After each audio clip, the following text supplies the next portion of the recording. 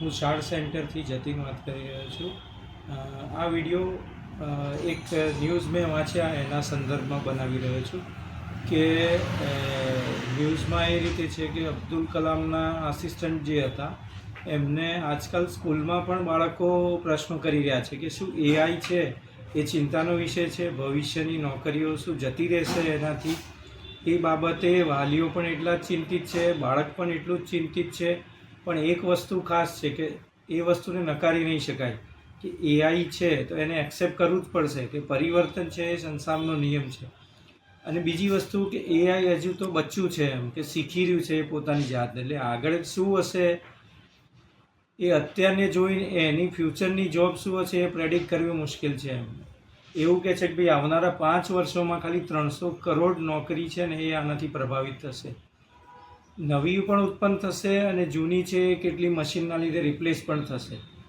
પણ વસ્તુ શું છે, આપણે બાળક માટે શું કરી શકીએ હાલ તો એને માનસિક રૂપે તૈયાર કરી શકીએ કે નવી વસ્તુ ઝડપથી શીખવા માટે, એડપ્ટ કરવા માટે એ તૈયાર થાય. કે જો રિજિડ રહેશે, સ્માર્ટફોન આપણે નહોતા વાપરતા અને હજુ પણ આપણે એમ કહીએ કે હું સ્માર્ટફોન નહીં વાપરું તો ઘણા બધા કામ છે જે આપણા અટકી જશે.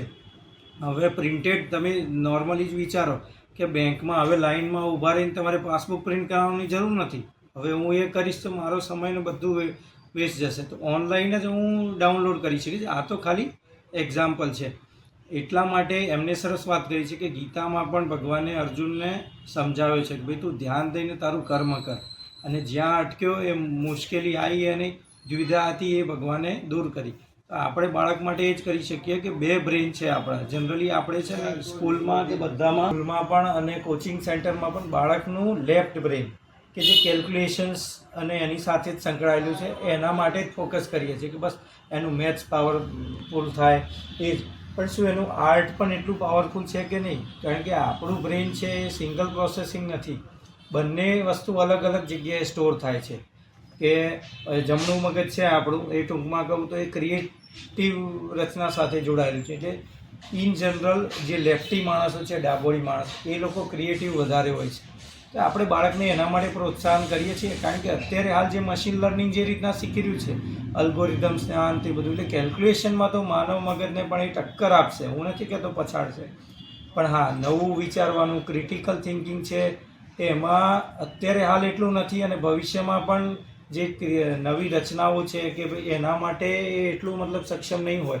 તો આપણે બાળકને એના માટે પણ પ્રોત્સાહિત કરીએ કે તું આર્ટ કર, ક્રાફ્ટ કર, કંઈક વિચાર, કંઈક લખ. મૌલિક વસ્તુ છે જે એ મશીન નહીં આપી શકે, એ વસ્તુ માટે બાળકને આજથી જ પ્રોત્સાહિત કરવો પડશે. અને એના માટે પણ અમે બાળકના બંને બ્રેનનું ડેવલપમેન્ટ થાય એના માટે 4 થી લઈને 13 વર્ષના બાળક માટે યુસીમાસનો કોર્સ પણ કરાવીએ છીએ કે જેમાં હોલ બ્રેન ડેવલપમેન્ટ, એનું લેફ્ટ અને રાઇટ બંને બ્રેનનું કોમ્બિનેશન થાય. પ્લસ અમે શાળ સેન્ટરમાં ઇનોવેશનમાં ફક્ત ને ફક્ત રેડીમેડ રોબોટ બનાવવાના કે એટલું નથી શીખવાડતા, એટલું તો બાળક ઓનલાઈન કિટ લઈને પણ શીખી શકશે. પણ એ રોબોટ કેમ બનાવવું છે, એની એપ્લિકેશન શું છે, રિયલ લાઈફમાં ક્યાં એ થાય છે, અને એનું ક્રિટિકલ થિંકિંગ પણ ડેવલપ થાય કે અમે એવા એને પ્રોબ્લેમ્સ પણ આપીએ છીએ ડેઈલી કે આના માટે તમે વિચારવાનું મગજ વિચારતું થાય ને એ માટેના પ્રયત્નો કરીએ છીએ. તો વધુ માહિતી માટે આજે જ અમારો સંપર્ક કરો, શાળ સેન્ટર, ગાંધીનગર.